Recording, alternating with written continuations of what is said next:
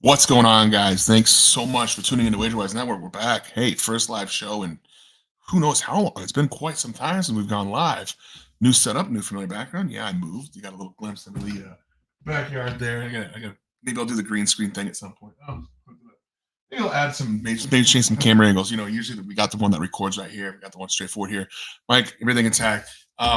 College football top 25 live. This is the show I have guests on. I got a couple cool guests lined up for later this year. Couldn't quite get anybody on with the Labor Day weekend. I actually got a former NFL player who's going to be joining us. I believe week 6 he will be here with us. So he's got some other commitments, but you guys will be surprised. He's a great guy. Been talking to him and some slipping into his DMs. No homo, and we got to start bullshitting and conversing. He's doesn't really do pick'ems, but how can you say no to a guy that's taken multiple NFL snaps, guy that's carried the football a few times? So he will be on. I'm gonna leave that name as a surprise. But if you guys got any questions in town, ask about. We're gonna go down the top 25 shows. So kind of a foresight in this. Listen, guys, a lot of huge lines, a lot of huge, not a lot of interdivision, interconference play, and I don't really. I keep it rather light here. I mean, and not a lot of you got a lot of teams that are playing very. There's not a lot of marquee matchups, not a lot to bite off of, not a lot to say, hey, these two teams are rather parallel, so we have something to go off of here. Not a lot of previous history. There was a couple, but as for the most part, guys, the first couple, 2-3 weeks, I really advise everybody keep your foot off the gas. You don't got to get it all in the first couple weeks. I got one play this week. It's on tonight. If you guys haven't clicked the video, hey, we're up over 100 some views on the thing. We're cruising right now. So picking up steam, picking up a lot of steam. So if you haven't watched that video yet, it's free to watch. Got the free play. Discord's free. Links in the bio. And other than that, let's get the show under the way here, guys. Temple, Oklahoma University. This is the game we're talking about here. First game. This is going to be just top 25. It's all it's going to be. Top 25. That's all we're going to go with. Nothing outside of the top 25 so far. We're going to just keep it at that. And I got 3 games outside the top 25 I'm going to talk about that I probably will add a position on with some success tonight. But other than that, guys, this is all top 25, and it's going to be for Friday and Saturday. The Sunday game and the Monday game, we'll have a separate video for that. Just like I said, primetime games, we have separate videos for, but we're going to do 125 show. We're going to try to do it at noon Eastern Pacific time. Friday, Wednesday, Friday, in continuity after that. So unless something comes up, got a couple things going on. But Temple headed to Norman, Oklahoma. Oklahoma minus 42.5. Over under 57.5. What's there to say here? Oklahoma covers these big spreads. Last 10 games favored by 4 touchdowns or more. 7-3 ATS, 7-2-1 to the over, 10-0 straight up. They're not going to lose the game. Last year, Arkansas State minus 36.5, steamed them. Minus Kent State 33. They actually won by 30. Let the foot off the gas in 2022. And Oklahoma, listen, let's have a conversation about it. Yeah, they lost their quarterback, but they returned virtually everybody else. A ton of talent on the offensive side of the ball. A ton of receivers, a ton of running backs, a ton of talent on the defensive side of the ball. Oklahoma's gonna be good. They're ranked they're ranked where they're ranked for a reason. They're 16th. They're expecting a little regression, maybe because they got that tough SEC schedule. They've got next week. They don't really have a particular tough opponent either, so you don't really have that look ahead spot. This could be Temple's Super Bowl, but I didn't really want to come in here and spend my. They play Houston next week, so they don't really have a challenging game until the 21st when they play Tennessee. So, what do we want to talk about here? What side would you go on here? I think I just lay the points. I know it's kind of Johnny Chalk, and that's fine. 42.5 seems like a lot. Temple is bad. It's gonna be really bad. And I know everyone's gonna say, well, how can they get worse? They were so bad last year. Brought in a couple of transfers. They lost a lot of talent. They're only returning 5 on offense, 5 on defense. Not a lot of significant, power there. They got their running back, their tight end, and a receiver. And none of them were really particularly good at that. On defense, they returned some of their defensive line, but here's about Oklahoma's offensive line. Oklahoma's offensive line is a stalwart in the NCAA football. So I wouldn't necessarily be too excited to get on this game in any direction. I don't have a position on it. I think you just lay the chalk here with it. I can't really see a scenario where Temple comes out and, keeps this thing competitive. Now, Stan Drayton is in year 3. I always love coaches in year 3. I feel like that's the year 2 and 3 is where you kind of find out what a coach should be made of. But for all intents and purposes, they probably think this game's out of reach. The one thing what I have noticed is it feels like these teams that have these large spreads are getting off to slow starts and they're not performing well. Maybe their first opening drive, the scripted drive, they're doing okay. But it seems like they're kind of trying to feel their way into it, kind of get comfortable. The second and third quarter, they explode for some points.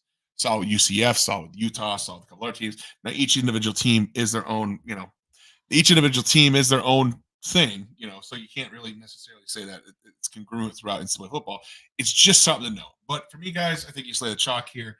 I wouldn't bet it if I were you, but we're here to talk about the games.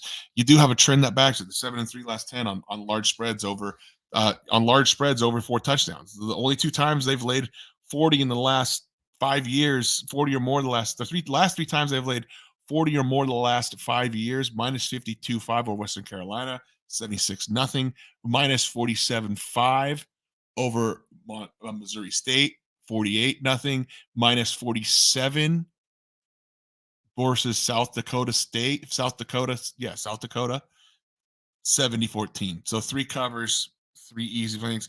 The one thing I will say, though, this over-under is at 57.5, which if you want to talk about this team historically, look at these over-unders with these large spreads before: 73, 58, 66, 66, 62, 72, 63, 76, 69.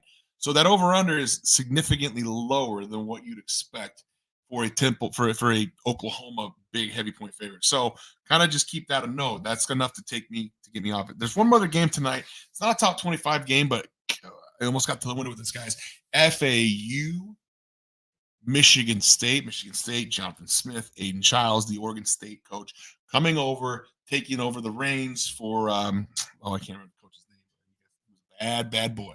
But he's taking over the reins, and he's got high hopes. And Jonathan Smith, I think, is a good enough coach. I think he's a decent coach. I think he's a lot like a Mike Riley per se. I think he gets that hot hip hooray. He does the most with the least. But this Michigan State team is absolutely gutted. They don't return much of anything. He's bringing in his quarterback, so he is bringing in some familiarity with his offense. It's going to take a little bit of time, though. Michigan State as a whole doesn't return a ton. They're 4-8 last year. And then over in St. Jonathan Smith is a home favorite, double-digit home favorite, not that great. He was 15-3 ATS as a home favorite. When you get those in the double digits, not really his cup of tea. He doesn't cover a lot of spreads. I do like this Michigan State team moving forward. I do like Jonathan Smith moving forward. I think Michigan State's going to do fine, but I don't think it's going to happen in year one. I think you're missing out too much talent. You are returning 10 of your 11 defensive starters, though. Jonathan Smith wasn't a good defensive coach, but I think you're just missing too much offense, plain and simple. You're not returning hardly any linemen, and I talk about this. I like teams that return linemen.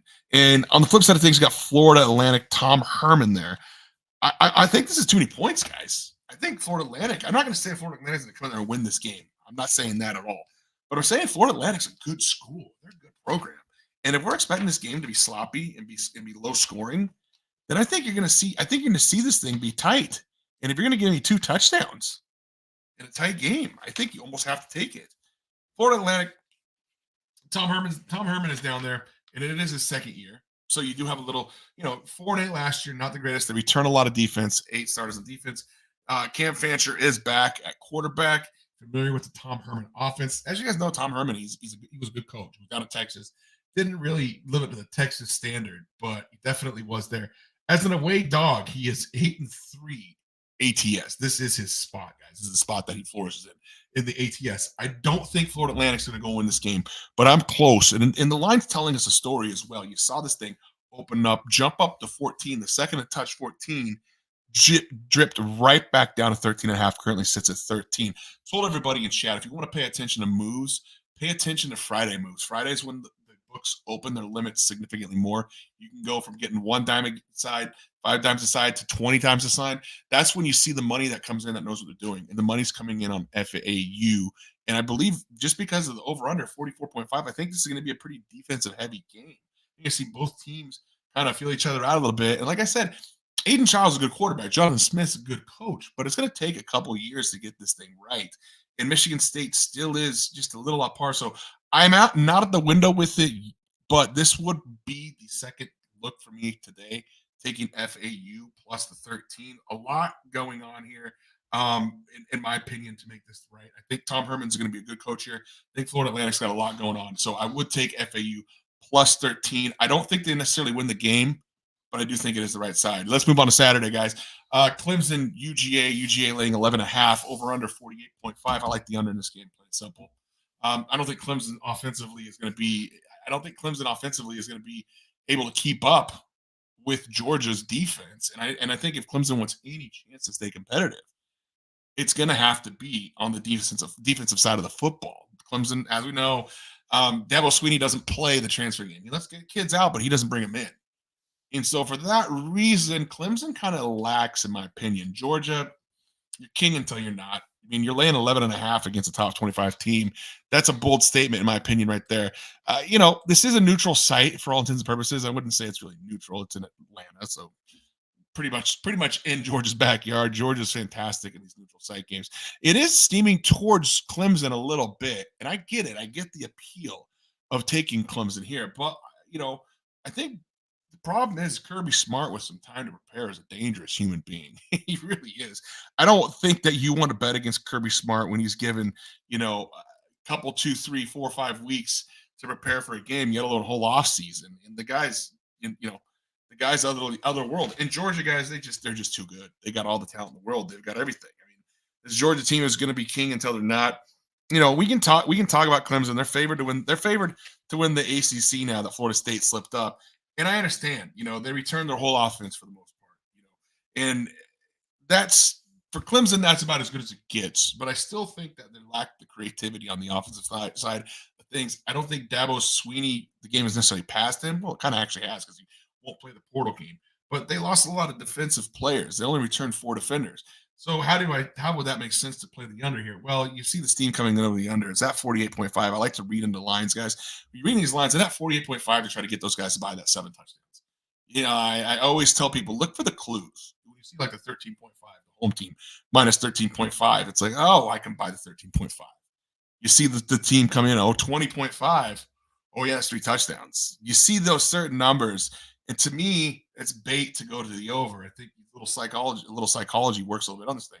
So I think that the over-under, to me, I think this is an under position. We know both teams very good defensively. We know Georgia's going to do what they want on offense to an extent. But I believe Clemson recruits well enough on the defensive side to keep this game close, and come close would be the only way Clemson, I think, keeps this game close is if it's a defensive battle. So I would look to take the under here. Full disclosure, I'm not a great over-under better. I will fully disclose that. I'm more of a sides guy. So as for a side, it's tight, guys. That right there, very easily could see Georgia win. I could very easily see Georgia win this thing 35-7, something like that. It could blow the doors off them. So I think that there's a possibility for that. So I'm not going to go to either side here. If you gave me a free play on the side, I think I would absolutely. I would think I'd have to absolute chases in chat. In Gainesville's a fucking dump. Miami Chase. If you gave me a free side, I'd probably lay the points with Georgia, and that's a little chalky. Sure, go ahead. So next on the docket, Penn State taking on West Virginia. Penn State minus 7.5, 50.5 the over under. I like this under 2 as well. I'm just going to be honest. West Virginia returns a ton of talent. West Virginia returns so much. And Penn State with James Franklin, as you know, great in games at times until it turns November, December, and they kind of just go melt off the second they have to face any kind of challenge or whatnot. So, this is going to be a great game. I think it's another game that, I've had a guy say he's really all over West Virginia. I get it. Initially when I first saw this line at 10, I was like, that's a pretty strong Penn State line, though, if I'm being honest. To go into West Virginia and lay 10, especially a West Virginia team that's supposed to be a lot better than they've been this is the best West Virginia team they've had, and not since Pat McAfee, but maybe since the Pat White days. So there are high expectations in West Virginia. A lot of people are saying the sleeper team to go and win the Big 12. I could see it. I could absolutely see it. They've got a ridiculously tough schedule, an absolutely brutal schedule. Penn State at Pittsburgh, which is never the backyard battle, never easy. Kansas at home, at Oklahoma State, Iowa State, Kansas State, at Arizona, at Cincinnati, Baylor, UCF, Texas Tech. It is not an easy schedule. So I do think that when this team has these home games, they've got to get a chance to win. They can return virtually the whole offense. And their defense, they're lacking some production of it, but they brought in some really highly touted um, transfers in that are going to fill the gaps, more specifically in the secondary. And I think when you're playing Penn State, like that's the right kind of team to have a weak secondary against. Penn State does return maybe the best quarterback in the Big Ten this season. I get that, but Garrett Green at quarterback, senior year, West Virginia, he comes back. The whole offensive line comes back. I absolutely love it when these offensive lines comes back. My number one thing in college football is how many in early first 3 weeks, how many offensive line do you have playing from last year under the same coach's scheme? Neil Brown kind of on the hot seat, maybe. He does enough just to kind of stick, just enough to kind of keep himself out of trouble. One thing about Neil Brown though, home dog 6-7 ATS. He is not in a home dog is not his cup of tea. It is not where he functions well. So I do kind of look at that, and I think this line has run enough that you might start considering buying back on Penn State. Maybe if I was playing with your money, I probably would buy back with Penn State. I'm not playing with your money, I'm playing with my own money. So I'm not going to buy a side either one. And I know, guys, full disclosure, we're going to talk about these games. I'll let you know when I bet something. Plain and simple. There's how many teams? 126 times 12. So if each team plays 12, there's 130 college football teams now. 130 times 12. We've got 1,600 games roughly, 1,560 roughly football games a year. Yeah, more than that with bowls and everything. So call it 1,600 and change, 1,650 games. We'll have plenty of action. It doesn't all need to get done, and it doesn't have to happen in every week either. Some weeks we'll have 5 plays. Some weeks we'll have 1 play. So just gonna happen. So Penn State though, like what are we talking about? Drew Aller's back. Kid's good quarterback. I think James Franklin, probably the most offensive forward coach they've had in quite some time. Returns 7 stars on defense. Penn State's always good defensively. I think we all know that. I think there's no secret there with that. As for this game right here, I think that you're now at a buyback part for Penn State. And I know Pat McAfee's down there, and and West Virginia's going wild, and you're seeing. I get it all. I get every angle it is to take West Virginia. And in fact, West Virginia's on my short list of places that I want to travel to and want to go watch a football game because of the atmosphere. But I just think, all intents and purposes, you're going to see a very low scoring affair. And once again, that 7.5 very easily could see Penn State win this game by double digits. Vegas doesn't miss a lot of our odds makers don't miss a lot of opening lines. It opened at 10.5. Now it did get steamed down. I think it's equal steam public and sharp money. And I think now that 7.5, you kind of have to have a conversation about buying back onto Penn State. Penn State is a good football team early in the season. Iowa State, Illinois State, Iowa minus 22.5 over under 40.5. What do I got? Can we play something on this on Bovada? Do they have? I would just look at taking something very simple and like taking Illinois State's first half team total under. It's going to be 0.5 probably, I guess. I got to look at FCS extras. I don't even think that won't be out. Sorry, they don't put those out until the day of the game, so I can't play that. But regardless, I think that would be like the direction I would look, is to take something on the Illinois State side. Iowa's Iowa, man. Laying 22.5, you would say, wow, this team's going to go out there and smoke them. Yeah, they're smoking them defensively, but Iowa still can't move the football.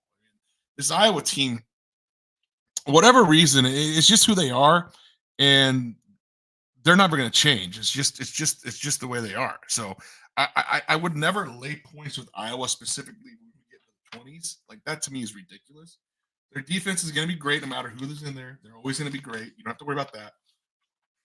They do return 10 offensive players, so maybe this is the year they can get their offense going a little bit. Cade McNamara back at quarterback, but what are we building on here? Is Kirk Ferentz going to change the world and say, hey, this is now we're an offensive team? Probably not. I don't think so.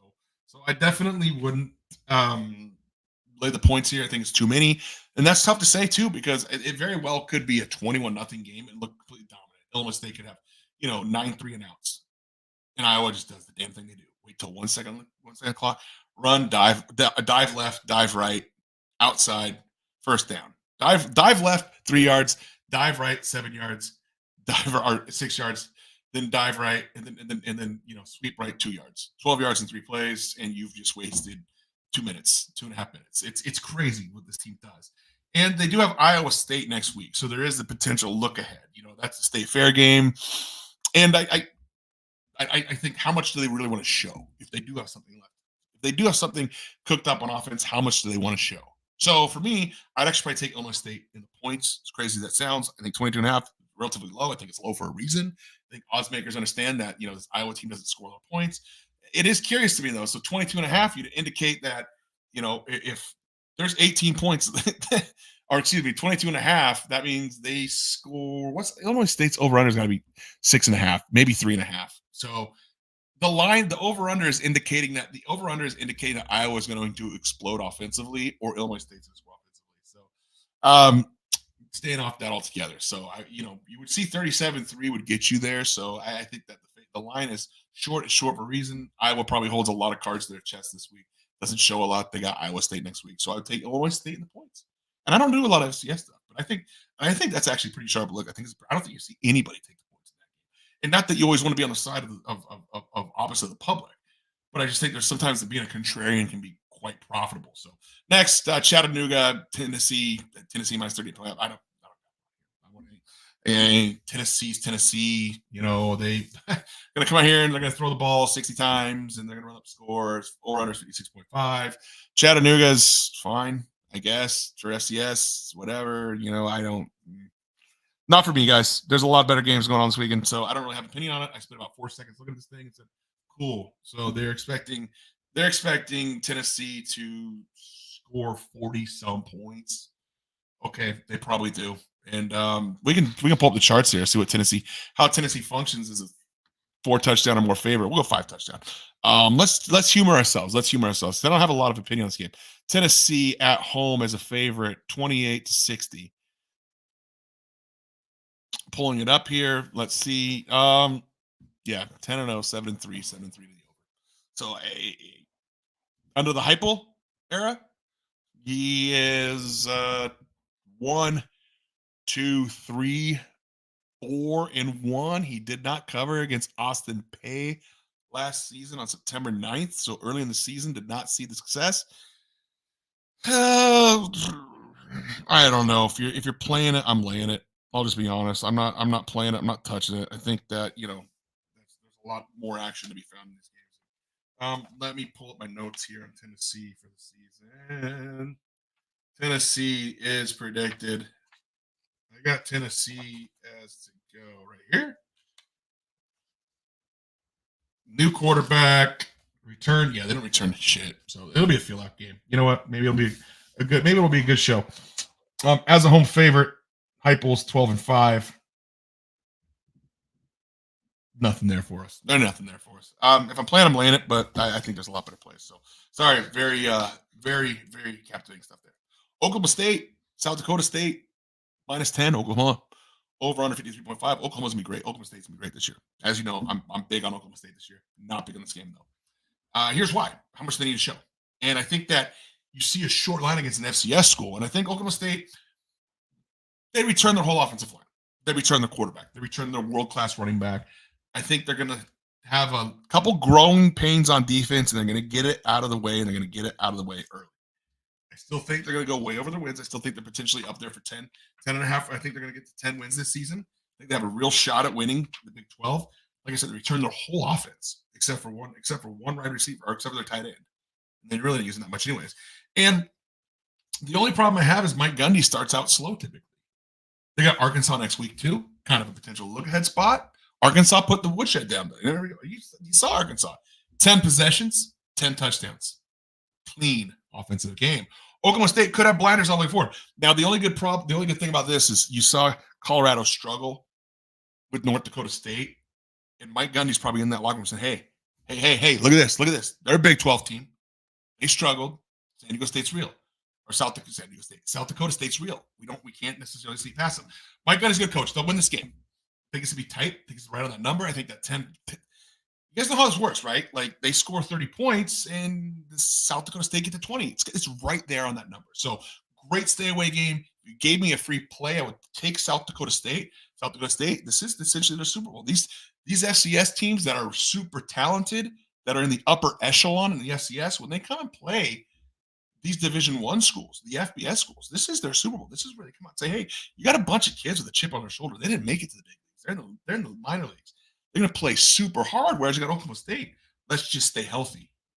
We got to win this game. Then we got Arkansas home. Then we got at Tulsa. We need to be 3-0 coming home for Utah. So Oklahoma State, super difficult schedule early, or super difficult early, coast late. So as for this, all intents and purposes, I think you just take San Diego State. Or I think you would take the 10 points here, but we're not playing this game. Akron, Ohio State, and then a game. What do we want to talk about here? Ohio State. Let's pull up the super charts here. I'm assuming Ohio State as a large favorite functions extremely well too. Yeah, you're pulling teeth though here. You're rolling the dice, in my opinion, when you play these games. How much do they want to show? How much do they need to show? How much, Ohio State, shiny new toy quarterback with Will Howard, and Ryan Day really hasn't, they're 6-4. They're 10-0. They're 6-4 ATS. Last 10 as a 28 or more point touchdown favorite. So you kind of go, hey, is it really that great? What do we got? 48.5 lines of that nature. 45-point favor versus Youngstown State, 35-7. Over under was at 57. That's congruent.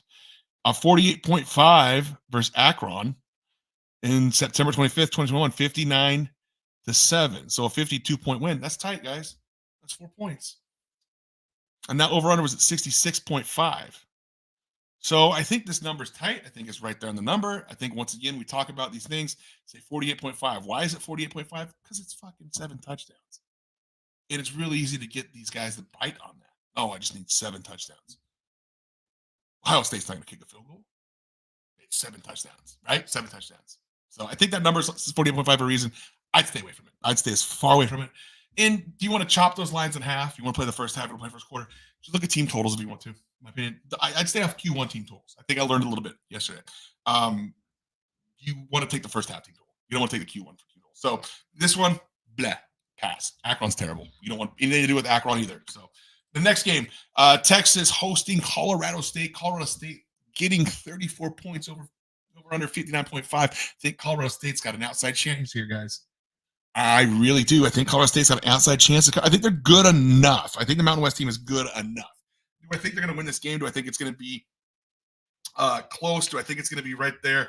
You go, man, this is that they're going to be on that number. I think they have to work for it. I think they have to find the way into the back door.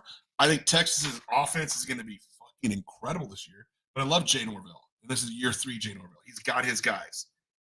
Brandon Fowler, he's back at quarterback. He wants to be there.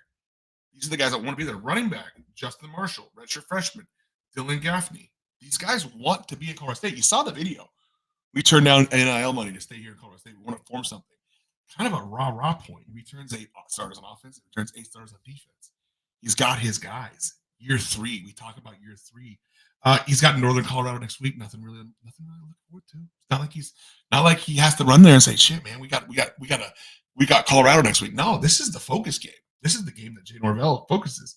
As an away dog, 6-4 ATS, negligible. Nothing there substantial. Let's take a look at Texas. Let's take a look at Texas on the 21-35 range. The kind of that little touchdown area here and how they function at home.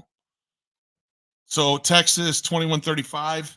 I think that's fair assessment. That's kind of that 14-point gap. That's a healthy touchdown. 4-6 ATS. They've 2017 to 2023. They're 5-6 to the loss. 1-6. They're 1-5, guys. 1-5 ATS. Wyoming 31-10. We saw it last season. 30-point favorites. They win by 21. Texas over KU. 31-point favorite. 21. That's conference. KU wins outright. Texas Rice 58-0. September 18th, 2021. 26-point favorite. See ya. They smoked them. Kansas again. Tulsa. Kansas. Man, Kansas Kansas is just a thorn in their fucking side, isn't they? We'll keep that note. Kansas somehow just Kansas at Texas is free money, no matter how many points they get. You ain't gonna see 21 again. But outside of the conference, Tulsa, Rice, and Wyoming are 1-3. So 1-2, excuse me, ATS. I tend to think Colorado State can hang in there just enough. Like I said, I think Jay Norvell is a good coach. He came from yeah, he came from Reno, right? Yeah, he came from Nevada. Took a couple guys there with him. Nevada was good. You guys remember Nevada? Nevada was a good program there for quite some time. So yeah, give me Colorado State plus 34. But I like the 35, you're damn right. But once again, we take a look at the line. It's 34 because people think they can win by 5 touchdowns.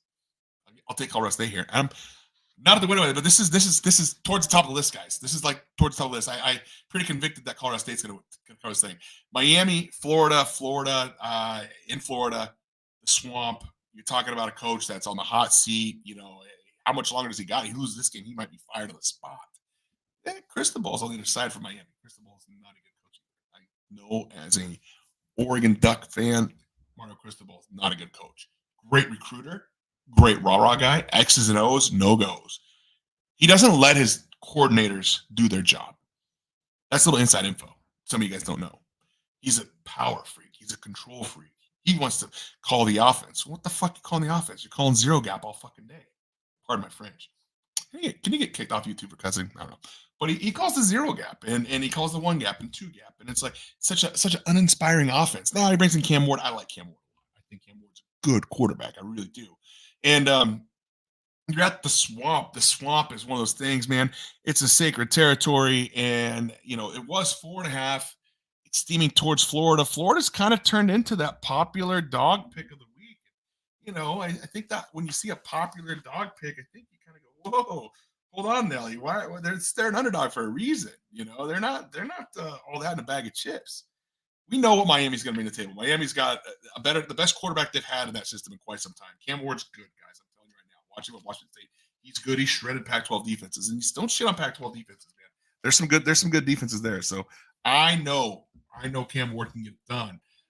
The Gators at home as a home dog, though, 2-2 under Billy Napier. Little better traditionally as a home dog, but it doesn't happen very often. But he's not good at home in general. He's not good at ATS in general. It's 11-14 ATS. He's got a lot of work left to be had. Florida's won 2 of the last 3 meetings in this series, so you do have Florida that's in. But I just think Graham Mertz coming in. They're returning 8 starters on offense. The over/under is at 54.5, which is rather large for a Florida home game, in my opinion. This isn't 2015 or 2005 Tim Tebow, 2007, whatever your Tim Tebow was there. I feel like it was just 5 years ago, but it's probably more like 15 years ago. So this isn't the same offense that clicks. Chris Leak, Tim Tebow. It's not one of those offenses. Graham Mertz, he's fine. I think he's good. I think he's he's a senior quarterback. He's gonna be heralded as one of the best. Maybe this team does need a coaching change. I mean, he came from Louisiana, and now he's now he's at Florida. Maybe too big of a step up. Maybe took off too big of a bite. I would take Miami. I would lay the points with Miami. If I'm being honest, I think Miami's just a better team, top to bottom. I hate the coaching matchup for Miami, but Miami would be the side that I'd pick here. I think you've seen Florida become too much of a popular dog here. I think you've seen everybody, Florida home, Florida home, Florida home. So who cares if Florida fucking home? Florida at home is I mean, what are we even talking about? Florida at home is 9-5 under Billy Napier. What is that? What's good about that? You play 9-5, and you play Samford and you play a couple other scrub teams every year at home. So you tell me you beat nobody at home? You beat Utah at home, I guess. That was your big win. Utah was very down last year. So I think that's kind of the you know what I mean? I think that's kind of the point that you see. So sorry, got a kid texting me. She came to text me. Doesn't come by me. So I would take Miami. I would lay the points of Miami. Do we want to humor ourselves with how these teams function? Let's take a look at Miami as a short road favorite. Road favorite. Let's take it from 0 to let's take it under a touchdown. 6.5. See how Miami functions as a road favorite. 9-1 straight up, 4-6 ATS. So, Mario, since 2017, they've been favored by 6.5 or less. 1, 2, 3, 4, 5.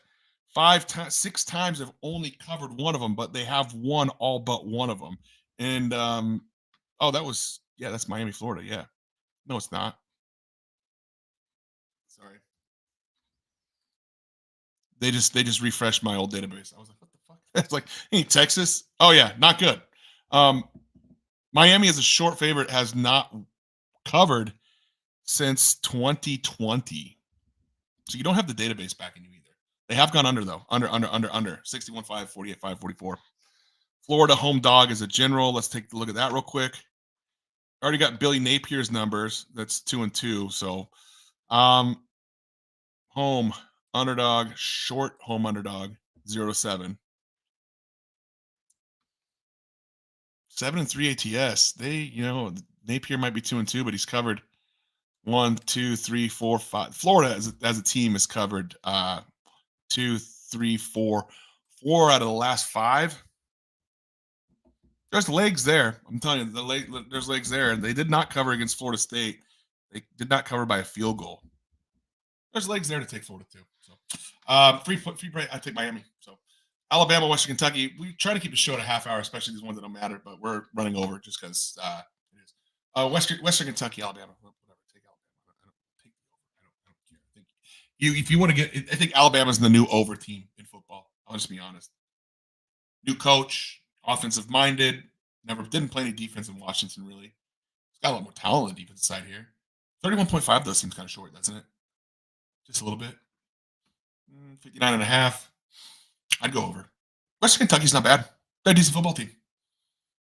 They can win the football. I think you're going to see some growing pains for Alabama. I have a future on Alabama to win the SEC. I have a future on Alabama to make the playoffs. I think Alabama's going to be just fine. I think Jalen Milroe is going to be fantastic. I think offensively, this team is going to reach highs they haven't reached in years. But it's not going to come without. It's not going to come out. It's not going to come without a couple of growing pains. So,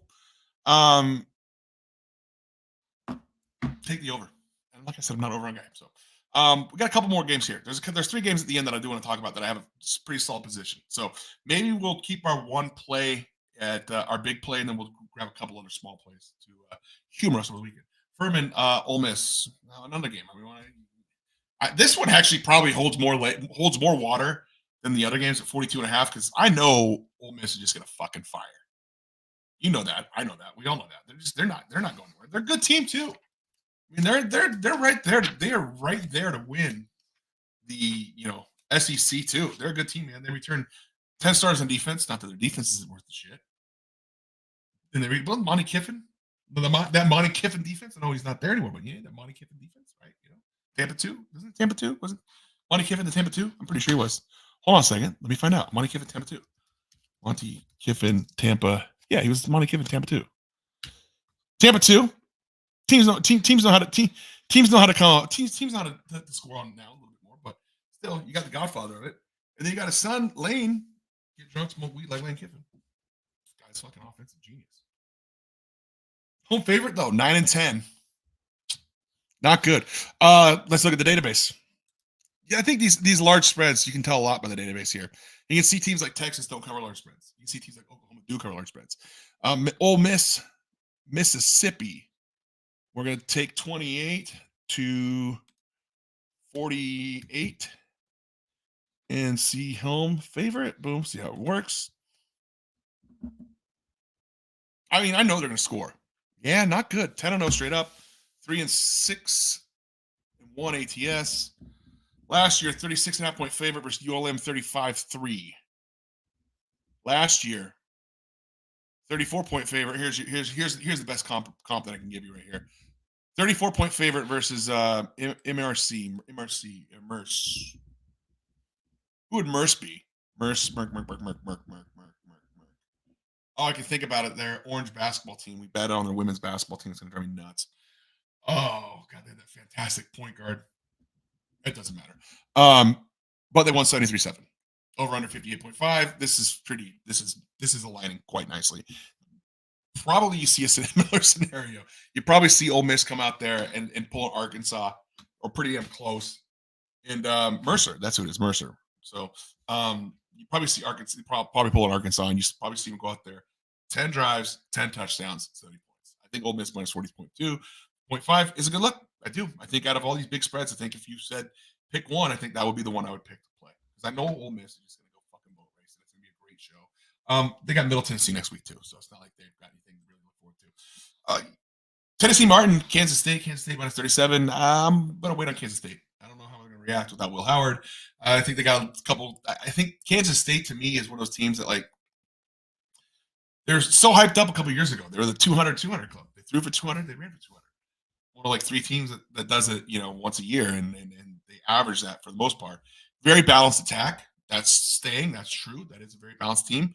But it's a short number, and Tennessee Martin is, they play bad teams every year. They're not, they play a good team every year, so they're used to going getting their annual ass kicking. Let's take a look if Kansas State's got anything up ahead too. I'm not gonna lie, guys. Some of these games, I did not necessarily cap that well because I'm not gonna. I mean, if you need somebody to come tell you like Kansas State minus 37, they got at Tulane next. I don't want to say it's a look-in spot, but it's definitely it's a sleeper game. Let's see what kind of number we can get on Tulane next week. Kansas State, this is an offensive pass for me. Oregon, Idaho, minus 43.5. No comment. I'm a Duck fan. Oregon does. I'll say this: I've been to this game a million times. I've seen it. Since I've been going to Duck games pretty religiously. Well, I haven't not the last couple of years, but I've been going to a lot of Duck games, and this is typically how Oregon does things. They come out and they go hot, and they go hot in the second quarter, and they go hot in the third quarter, and they just lay down, and they don't play in the fourth quarter. They're playing third, fourth stringers. Idaho's a little bit better. I mean, they're a little bit better than some of these other FCS or Division 1, 2A schools. They're up there. They're not bad. 43.5 though. We got a new quarterback. We got a lot of returning talent in the receiver. We got returning talent in the running back. We got returning talent on the lines. Oregon's returning and whatever, and all the talent they brought in. Not to mention, I mean, the number 2 portal this year. Yeah, I think number 2 portal team, maybe number 1, and their constant top 10 recruiting class. I mean, they got 4 or 5 stars galore. It might take a couple games to gel. Boise State next week. So I don't know how much you're looking ahead, but Boise State's good enough to come in there and keep it competitive. I think Boise State's good enough to go in there and lose a game by 20 points, but a sneaky 20. It's like a 10-point game going into the halfway through the third quarter, and Oregon opens it up. Sure, could see that. So, how much does Oregon want to show? I don't know, but they probably cover this thing. Oregon just offense is going to be explosive. You've got a quarterback that's played an explosive offense before he comes in here. He's got Tez Johnson to throw the ball to. He's got Treadwell to throw the ball to. He's got a lot of talent to throw to. He's got a lot of talent to throw. He's got a good line to block him to. I mean, he's got a lot going on. So, maybe it's a homer pick, but 43.5, I would lay it. Not lay it, but if I gave you a pass, I would lay it.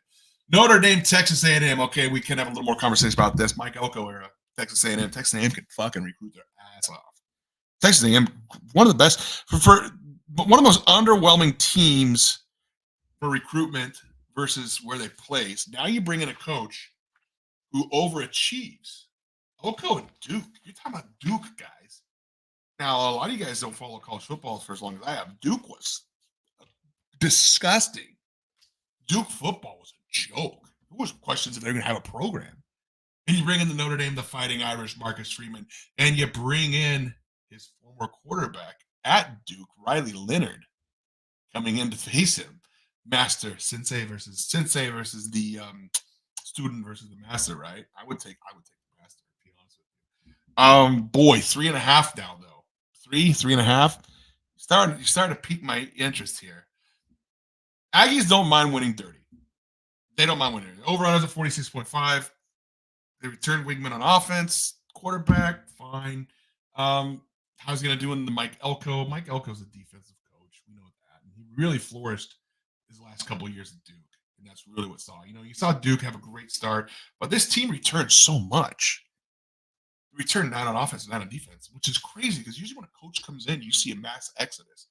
And you didn't necessarily see it. I think he's a great fucking player coach. I really do. I think these players will die for him. And that scares me a little bit. I think that you see an A&M creep up. And the other counterpoint to this thing is let's have a conversation about Notre Dame.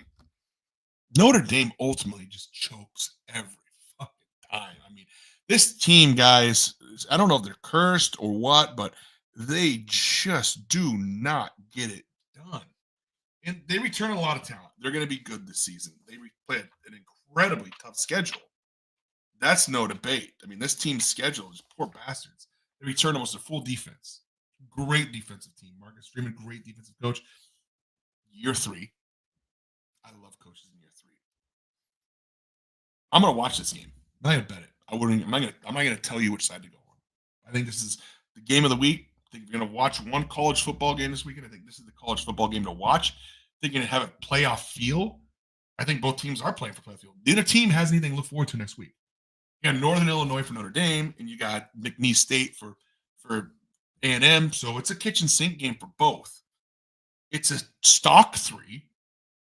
The line did open up at closer to a pick 'em. Now it's moving to A&M. I think it's a very sharp line. I think it's that you see -3, the stock three. A&M's got one of the best home court advantages too. And that line might be kind of short towards Notre Dame. That Notre Dame carries a public dick, and people love to bet them. And people love Riley Leonard coming in. I get it. I get it all. I get the whole thing. I get it all. I guess this is my job is saying if you're gonna give me if you say, hey, you gotta win $1 million, you have to take one bet and one bet only on this game. I'll take Notre Dame. I know. I hate to say it too. I know. I hate to say it too. I'm not comfortable with it. I think the line is a little bit short. It's a pure line in sense, but I feel like A&M's home field is a little more significant than that three. And you got to take a look where this line opened. And you got to take a look at where it's moving to. I think A&M, under a new coach, new scheme, I think they're going to be fine defensively. I think you might see a little lagging on offense. Riley Leonard, you got to remember, was very good on his feet too. That's not something Connor Wegman is necessarily a great at yet. He might get there. So the Mike Elko offense, or whatever he's the offense that he's a part of, he's got a new offense coordinator too. But the Mike Elko show requires his quarterback to be a little more agile, and this is probably the best quarterback Notre Dame's had in quite some time. Now, at some point, it's going to catch up to him. The plug and play quarterback, you can't just keep doing. 1 year, Sam Hartman. 1 year, Riley Leonard. Riley Leonard might get that 5th year next year too, so we'll see. But point being, think Notre Dame chokes in these huge games. They usually do. But I just want to – the team's defense I know is going to be just fine, and A&M offensively might struggle. So I want the best player in the football game. I think the best player in the football game is going to be Riley Leonard. And it comes down to it, the ball in his hands, 2-minute warning. Can't call it warning, 2-minute timeout. Excuse me. NCAA don't sue me. 2-minute timeout. I think when Riley Leonard with the ball in his hands, that's the guy that I want to finish that game. Fresno, Michigan, nothing. Absolutely nothing. Got nothing for you guys. Michigan returns some defense. Michigan missing some key parts. They're missing their running back. They're missing their quarterback. Missing a head coach. Defense is going to be fine. Defense will be good again. The Michigan defense is just, fucking just rotate from the back of the cupboard and keep going, right? That's all it is. Grab the next one. Defense will be great. It's Fresno State. This Michigan team is going to do one of two things this season. It's going to roll over and die, which I think is probably the most likely scenario here. You're missing your head coach. You're up against allegations. You have all that's coming. Or they're going to just find this rally point and just keep the momentum going. It's not like the recruits died off that significantly. It's not like Harbaugh lost a ton. I think it's going to be later. 21 points. A little short at home, right? Against Fresno. Yeah, maybe. I don't know. For a defending champ? Sure. So take the points. If you're doing it, take the points. Arizona, New Mexico. Great time to buy Arizona. Jed Fish leaves. That guy's great. Great head coach. Goes up to UW. Come in here. Arizona coming off a top 10 season. New Mexico looked competent last week, but it's still Montana State. Arizona is going to score 1 million points this game. I think you take the Arizona team total over. They have no problem scoring. Bringing in the same crew on offense. And I saw a comment, which was kind of, it wasn't shaded. It was not necessarily shade at Jed Fish, but it kind of was. It says, no, what was it? It was Noah Fatiti. Is that his name? Right? Noah Fifiti he said, this team isn't one person. This team isn't one coach. This team is a group or something along the lines of that. And it kind of gave me that wow, this team's fucking serious. They still returned 16 starters, guys.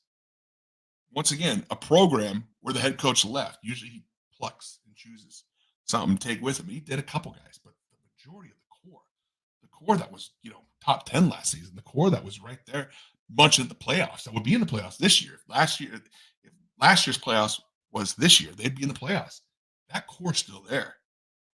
And Brent Brennan, he's fine. I think he's a good coach. I think Brent Brennan's going to come in here and shake things up a bit. I like Brent Brennan. He's a great coach. So, I think you're going to see them come in here and, he was at San Jose State. I think San Jose State had some good seasons. He comes in here. I think he was outplayed his. I firmly believe that Brent Brennan outplayed his players for his ability in San Jose State. And now you've given him a live roster that just finished top 10 in the nation. Yeah, give it to me. Give it to me all day. I think Arizona smacks the shit out of these guys. The lineup is coming down a little towards New Mexico. I think it's overreaction. So, couple games that aren't top 25 I want to talk about. These are the three favorite games to me, and then we'll get this show wrapped up. Virginia Tech, Vanderbilt.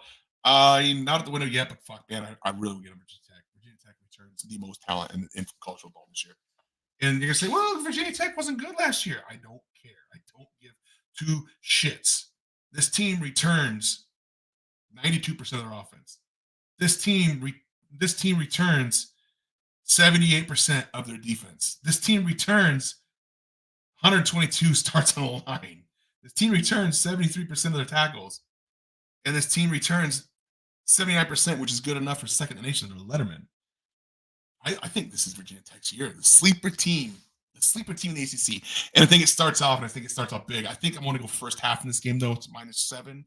I think you're going to see Vanderbilt. Yeah, Vanderbilt's kind of okay at times, and they have moments. And you go, "Oh, look at this Vanderbilt team. Are they going to be decent?" No, they're not. They're still lacking significantly. They're still the worst team in the SEC, and it's going to be that way. And you got a Virginia Tech team that returns so many fucking upperclassmen and our whole offense. I mean, in their whole offensive line. I mean, this is the kind of squad that I look for and say, this is the time to buy. Buy now before the price goes up. I think this game was played in November. I think it'd be a 21 to 22 points. And I think that's a bold statement. And you got Vanderbilt. They return 8 on defense, 7 on offense. They bring in Diego Pavia from New Mexico State, who's a great quarterback. He comes in here. He's electric, man. But Pavia did that all against the Mountain West. It wasn't like it was going against, a Virginia Tech defense that's got, 4-year system players. And they returned, Cedric Alexander, who's a great running back. Vanderbilt, there will be a time to buy him, in my opinion. Home dog, 4-10. Clark Lee's the head coach. He's been there. It's his first time as a head coach. He's still there plucking away, and he was a player in Vanderbilt. And I think it's just, all right, yeah, whatever. We're Vanderbilt. We don't care. They got Alcorn State next week. And I don't want to say it's a look-ahead game, but I think they're looking ahead maybe to say, hey, here's a game we can win. Maybe. I don't know. Non-conference, he's 3-9 ATS. He performs well in conference. Off a bye, 0-5 straight up. First top 25, 0-12. I think Virginia Tech falls in the top 25 rankings of this week. I think Virginia Tech. Once again, I'm big on Virginia Tech. It's one of my sleeper teams. I did not take a future on them. I didn't like the price on it. I think it was like -130. But I think Virginia Tech, you see this team, they've got at Vanderbilt, Marshall, Old Dominion, Rutgers. You could be a nice, quiet 4-0 going into at Miami. And Miami can be very beatable. They return their entire offense and return all but one defender. And I'm going, this is the team that you want to buy. Brent Pryce, third year. What do we talk about? Third year head coach. It all writes there for me. I'm going to take the first half here. Not going to win with it yet. I'm going to wait till tomorrow night. I'm going to wait till tomorrow morning to get in. But I like this team. I think we're on the right side of this. I might take full game. Might take first half. But I'm going to get some action on this. Miami, Ohio, Northwestern. I talked about this at -2.5. Yeah, I like Northwestern too. I know. Miami, Ohio, top to bottom might be a better team, but I think Northwestern, they're building off the momentum from last season. They beat Utah in a bowl game. Now, it wasn't Utah. It was Utah's 6th-string quarterback and all that. But Northwestern returns a lot of smart players. Northwestern returns their full line, and Northwestern returns a lot of talent. And once again, it might be bad talent, but when you have bad talent, that comes together, and they're building momentum. I mean, I really think that this is the team that you want to look at. And they're not the worst team, and they're not going to be the worst team in the Big Ten this year. David Braun, he's got these kids playing hard, man. I really think this is a good spot. Took over midway through the season. Didn't get the no, he did take over full. He was full-time coach last year. That's right. David Braun. But he's got his system in place. He doesn't return his quarterback. He returns a ton on the offensive line. Northwestern offensive line's just pretty good, and this line's moving up. I think it's a blowout. I think you see Northwestern coming here and smack the shit out of these guys. Plain and simple. I don't. I'm not into Miami of Ohio this year. I know a lot of guys are. I think a lot of guys think that they can secretly win the MAC here, and I think you're going to find out MAC action. MAC action isn't that great. They're 11-3 last year. They don't return a lot. They don't have a lot coming in. Brett Gabbert transferred over at quarterback. Or Brett Gabbert's still there at quarterback, but he's constantly hurt. He's in, he's out, he's in, he's out. Kid's hurt 24/7. And Chuck Martin's been there for since I was a kid, I think. I mean, fuck, it seems like he's been there since 2000. Let me see. He's actually been there. It's his 11th year there. So it is his system. It's that, but I think you see him 11-3. I think that was the peak. They have a bye next week, so it could be a kitchen sink game. I don't think it matters. I think Northwestern wins this game, and I think they win it convincing. I think Northwestern, for the first time in how many years, goes in there, blows the doors open. I think you see Northwestern at home, Miami win, at home Duke win, at home Eastern Illinois win. You go and you take on the Dogs, the Huskies, at Washington, and what's going to be a closer game than people think. Huskies are not good this year. And final game on this slate: Wyoming, Arizona State. Almost an hour show, not bad. Wyoming as a dog going into Arizona State. Weird things happen in the desert at night. How many of you guys have heard me say that before? Weird things happen in the desert at night. Wyoming wins this game. Arizona State's not good. They're not good. They're so far behind. Herm Edwards set this program so far behind. For them to be laying 7 is just incredible. They shouldn't be laying 7 against any Division I football team this year. And I think Wyoming's going to go in there and smack them up. And I think Arizona State's got Arizona State guys, they're looking ahead next week too. They got a big matchup. They have Arizona State next week. Hold up here. Who is in the SEC they're playing again? Arizona State next week plays. Let me pull up my notes here. Notebook full of all these schedules. Mississippi State at home. Game they almost won last year. And then they go at Texas Tech or at Texas State, at Texas Tech. This is I don't want to say that you can sleep on the first game, but I think hearing how good you are and hearing that, Dillingham I don't think Dillingham is the answer for this coach. You got a true freshman slated to start in Levitt. Kind of scary. A redshirt freshman, kind of scary. Your offensive line, you returned 2 starters. Not very good. You only turned 4 starters on defense. Wyoming plays that sloppy grit and grime, slow you down, grind you out style of football. And that, to me, is exactly what Arizona State does not want. They return 8 on defense. Now, they do have a new head coach themselves.